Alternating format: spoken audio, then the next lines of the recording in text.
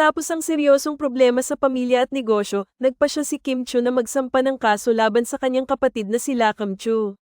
Ayon sa aktres, kahit ilang beses nilang sinubukan ayusin ang sitwasyon at makipag-reconcile, tuloy pa rin ang umano'y pag-abuso sa kanyang tiwala at pera na pinaghirapan niya sa mahabang panahon. Ipinaliwanag ni Kim ang bigat ng sitwasyon at ang desisyon niyang ilapit ito sa batas. Alam niyo, napakahirap gawin to sa sariling kapatid. Pero hindi ko na kayang panoorin pang tuloy-tuloy ang pinsalang nagagawa sa akin at sa negosyo ko, saad ni Kim.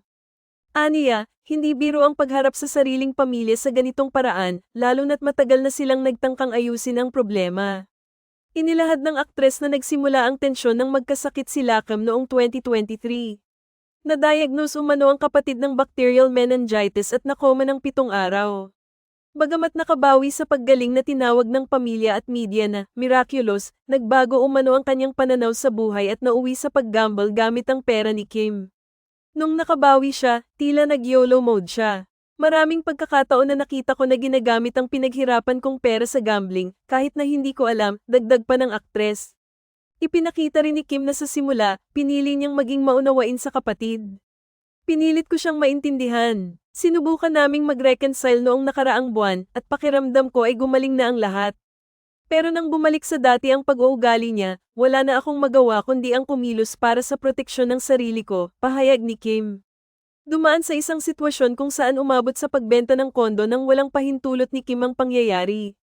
Hindi lang umano pera ang nawala kundi pati na rin ang tiwala niya sa kapatid. Nakakalungkot isipin na ang taong pinakamalapit sa iyo ang siyang makakasakit sa iyo ng ganito.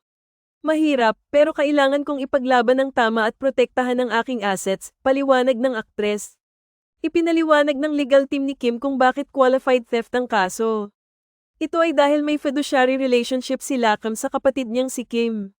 Bilang kapatid at manager, dapat siyang kumilos sa interes ni Kim, hindi laban dito.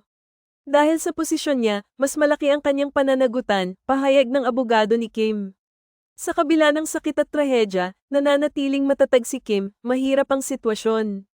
Hindi ko alam kung makukuha ko ang pera pabalik pero ang mahalaga, na ipakita ko na may hangganan at may paninindigan ka sa sarili mo. Para sa aktres, ang hakbang na ito ay hindi lamang tungkol sa pera, kundi sa tamang pagpapahalaga sa tiwala at respeto sa pamilya. Ano ang sa inyo sa balitang ito?